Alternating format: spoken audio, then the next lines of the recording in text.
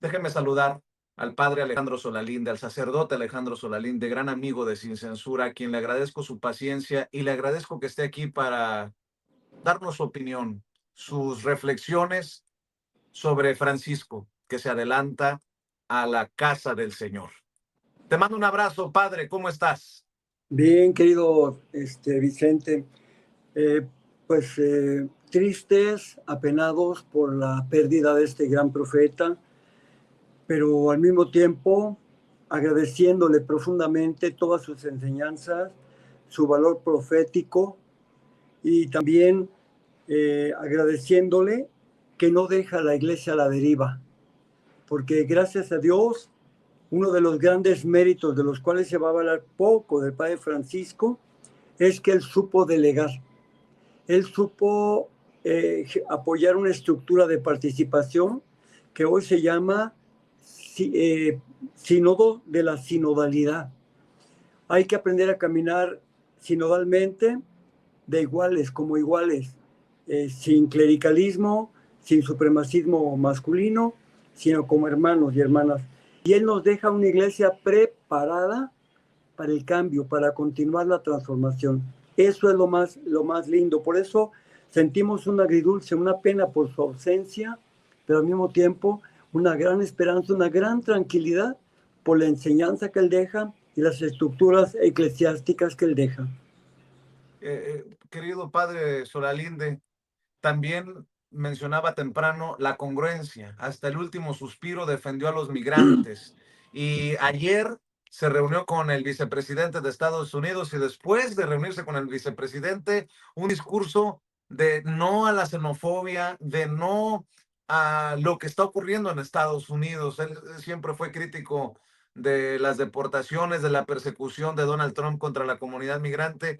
Y si bien esto también tiene algo de política, pues lo más básico, ¿no? De aceptar al extranjero y de ayudar al vulnerable. Que la política no es mala, la política del bien común es necesaria. Todos hacemos política, no podemos dejar de hacer política como bien común. Lo malo sería la política de partido, pero efectivamente el Papa, especialmente Francisco, tuvo una diferencia con el Papa, con el presidente Donald Trump. La tuvo desde hace años. Y el Papa, ahí donde lo ven antes de entrar al Hospital Gemelli, nombró todavía al arzobispo de Washington, a un obispo de California, un obispo que para nada se caracteriza por ser conservador y por hacerle juego al neoliberalismo capitalista.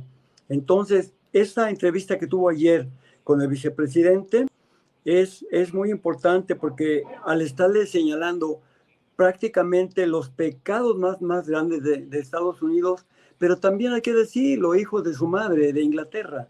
Inglaterra es así, racista, clasista, discriminatoria. Si hay un país en el mundo que sean matriz de eso, es Inglaterra, ¿eh? Y ahí se pasa toda la Commonwealth. Por eso el Papa, el hecho de que haya nombrado ese arzobispo en Washington, es una cuña para Donald Trump, pero también es una advertencia para Estados Unidos para no hacerle juego a su ideología con esas características que te digo. Un país tan plural, un país hecho por migrantes, no puede ni se debe justificar un país así, racista, clasista y supremacista como lo es el Donald Trump. Y claro que no te voy a preguntar, pero me imagino que tienes mucho que decir. Sé que estás también esperando participar en otros espacios, te están buscando lo de las televisoras mexicanas dándole vuelo a las campañas racistas de Trump por dinero, tristemente, pero tú has hablado mucho de la transformación de la Iglesia Católica desde todos los años que tenemos de conocerte, padre. También viene una lucha fuerte de poderes para elegir al sucesor de Francisco. Los conservadores, los progresistas, esos que progresistas que podrían seguir el legado de Francisco, esos conservadores que no estaban muy contentos con Francisco y la posibilidad de que se elija un papa negro o un papa asiático. Nunca antes más cercana, creo yo, la posibilidad. Y bueno, ya se habla incluso de, Dios nos libre, de Aguiar Retes como posible candidato también, el arzobispo de México, con mucho respeto, lo digo, porque le ha entrado a la política y a la política con, es mi opinión, sucia desde su liderazgo católico en nuestro país. ¿Qué piensas del proceso de sucesión y de tal vez de las barbaridades que dice tu amigo Vicente Serrano, querido padre Solalinde? En primer lugar, con todo respeto lo digo también, nuestros cardenales mexicanos nada tienen que hacer ahí en el Vaticano. El contexto ahora del Vaticano es de cambio y ellos son muy conservadores. Todos los obispos de México, hay que decirlo, son buenos, pero son conservadores, no están por la transformación. Y la prueba está en que a meses de haber terminado el sínodo de la sinodalidad, casi no han hablado de esto a la gente, casi no han hecho campaña, casi no han dicho que tenemos que entrarle al cambio, a la transformación de la iglesia a través del sínodo de la sinodalidad. Pero lo han tenido muy guardadito porque este sínodo se refiere a la transformación que va a pasar de la iglesia como monarquía a un estado democrático, a una iglesia democrática, a una santa sede libre. Entonces sus cardenales tienen muy poco que hacer ahí, no hacen ruido en absoluto, son completamente irrelevantes e insignificativos. En cambio, a quien yo le veo muchas posibilidades de salir, y es una gran persona, es Mateo María Zuppi. Se escribe con Z y doble P. ¿Por qué? Él es el presidente de la Conferencia Episcopal Italiana, él es arzobispo cardenal de Bolonia, es de la influyentísima comunidad de Sant'Egidio, y entonces él tiene muchísimas posibilidades, es muy querido en Italia, es un hombre carismático, es un hombre políglota que tiene el cambio en su corazón. Otro, el segundo a quien yo le veo grandes posibilidades, es efectivamente el arzobispo cardenal de Manila, Luis Antonio Tagle. Es una maravilla de hombre. Es carismático, simpático, de 62 años, es joven. Y él, yo pienso que llevaría el cambio. Es ahora el dirigente de la Rota Romana, de la Curia Romana.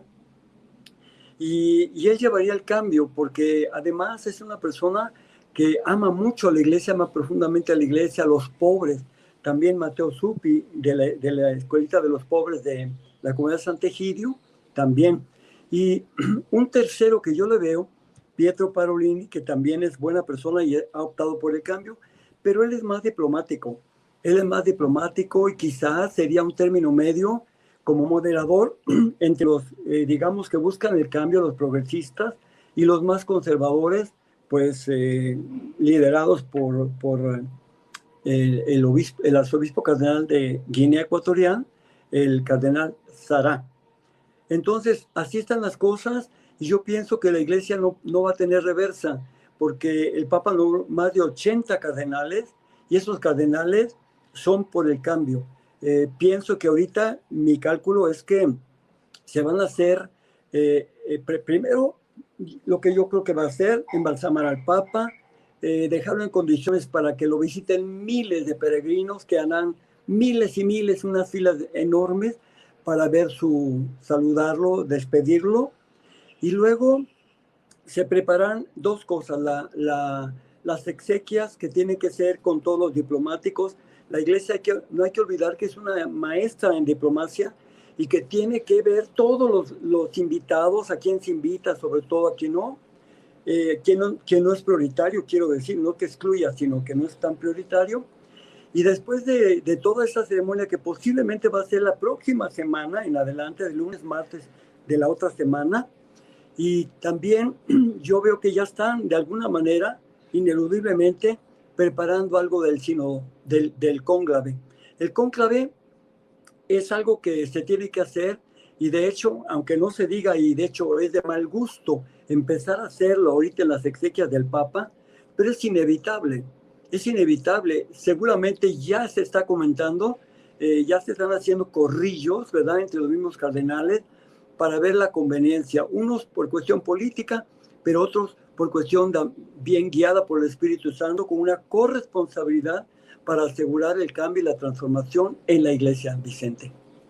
Hablando de responsabilidad, ¿no te pareció irresponsable que trajeran al Papa Francisco de arriba abajo, dada su delicada salud? Era obvio, era claro, se veía que no estaba bien y aún así en el papamóvil sale ayer al domingo de Pascua, al domingo de Resurrección.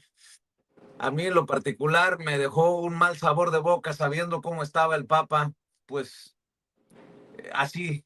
Pero bueno, tus reflexiones para cerrar, querido padre Alejandro Solalinde. Que tenemos que estar llenos de esperanza, porque lo que viene es lo mejor.